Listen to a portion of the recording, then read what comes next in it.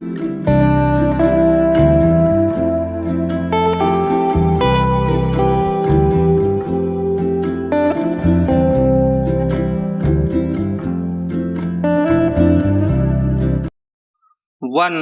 2, 3 start.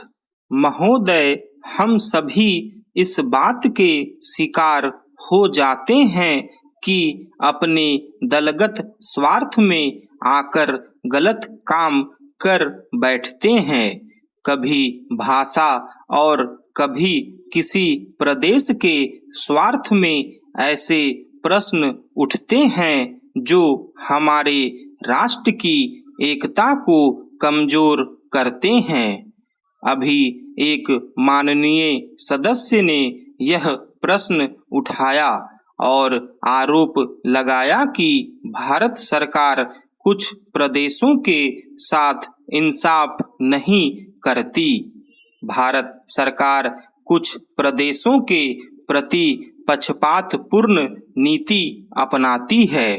यही मनोवृत्ति है जिसमें एक प्रदेश को दूसरे प्रदेश के विरुद्ध भड़काया जाता है, एक जाति को दूसरी जाति के विरुद्ध खड़ा किया जाता है, एक धर्म को दूसरे धर्म के विरुद्ध खड़ा किया जाता है और एक भाषा और दूसरी भाषा वालों के बीच में भड़काव पैदा करके लड़ाई पैदा की जाती है। यही मनोवृत्ति है जिसको हमारे विरोधी दल के बहुत से लोग भड़काकर पैदा करते हैं। उनकी अपनी गलत नीतियों के कारण विशाल दृष्टिकोण नहीं होता है और वे ऐसे प्रश्नों को उभार कर अपना स्वार्थ सिद्ध करते हैं। स्पष्ट है कि ऐसे समस्त प्रश्नों का परिणाम हमेशा बुरा होता है। इसलिए मैं सभी राजनीतिक पार्टियों के नेताओं से अपील करना चाहूँगा कि जो प्रश्न हमारे देश के सामने हैं और जिन पर हम सबको चिंता हो रही है तथा जिनका हल निकालने की हम कोशिश करते हैं, उन तमाम प्रश्नों के ऊपर हम ठंडे दिल से विचार करें। श्री वाजपेयी ने एक अच्छी बात कही। उन्होंने कहा कि इन प्रश्नों का हल सड़कों पर नहीं होगा। मैं भी उनसे इस बात में सहमत हूँ कि इन प्रश्नों का हल प्रजातांत्रिक ढंग से ढूंढने का प्रयत्न करना चाहिए। हमें इनका हल प्रजातांत्रिक व्यवस्था के अंदर करना होगा। सड़कों के ऊपर इन प्रश्नों का हल नहीं हो सकता है। राजस्थान के अंदर जो अकाल पड़ा हुआ है और लोग मर रहे हैं, उसकी तरफ चिंता नहीं हो रही है।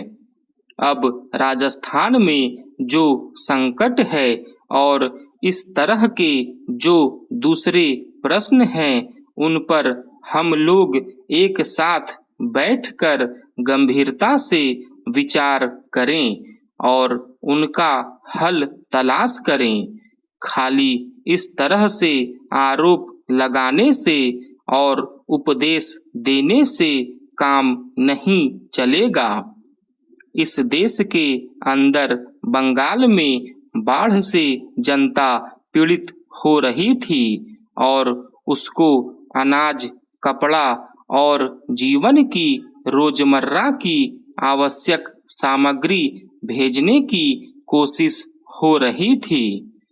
महोदय, उस जमाने में रेलवे कर्मचारियों को भड़का करके हड़ताल करना और फलस्वरूप एक ऐसी व्यवस्था पैदा करना जिसके कारण बंगाल के पीड़ित लोगों की सहायता न की जा सकी उचित कार्य था, लेकिन यह कार्य मेरे घर के भाइयों ने किया था। मेरा कहना है कि केवल उपदेश से काम नहीं चलता है।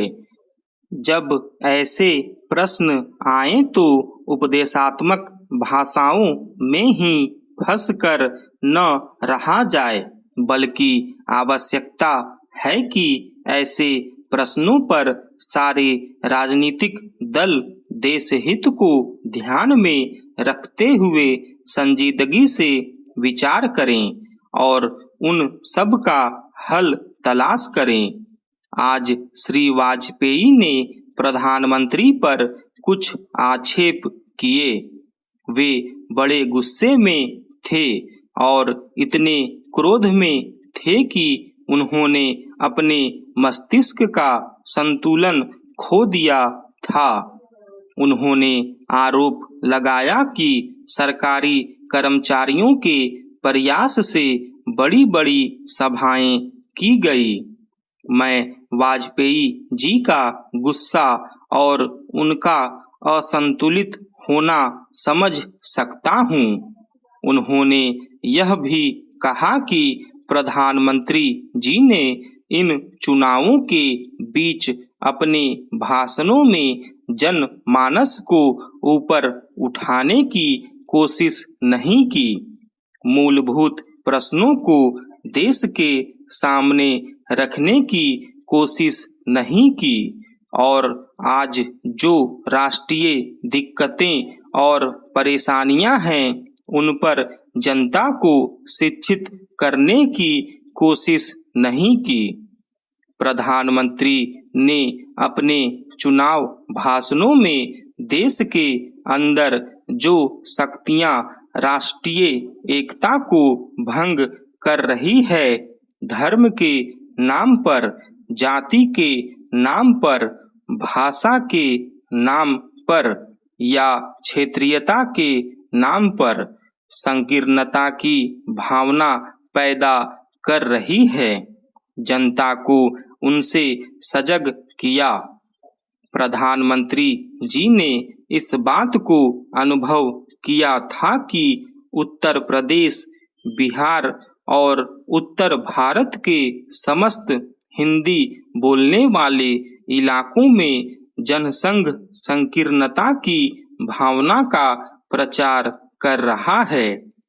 जिस प्रकार से जनसंघ सांप्रदायिकता की भावना को बढ़ावा दे रहा है, राष्ट्रीय शक्तियों को तोड़ने की नीति चला रहा है, उससे हमारे राष्ट्रीय मूल, राष्ट्रीय नीतियां और राष्ट्रीय एकता खतरे में है। इसीलिए प्रधानमंत्री ने जनसंघ के ऊपर इस बात का प्रहार किया था कि वह सांप्रदायिक शक्ति है और उससे जनता को सावधान हो जाना चाहिए। आज जो वाजपेयी जी का गुस्सा है उसको हम समझ सकते हैं। उन्होंने एक सपना देखा था, एक सुनहरा सपना, उत्तर प्रदेश में अपनी सरकार बनाने का, बिहार में अपनी पार्टी को बहुमत प्राप्त कराने का। स्टॉप।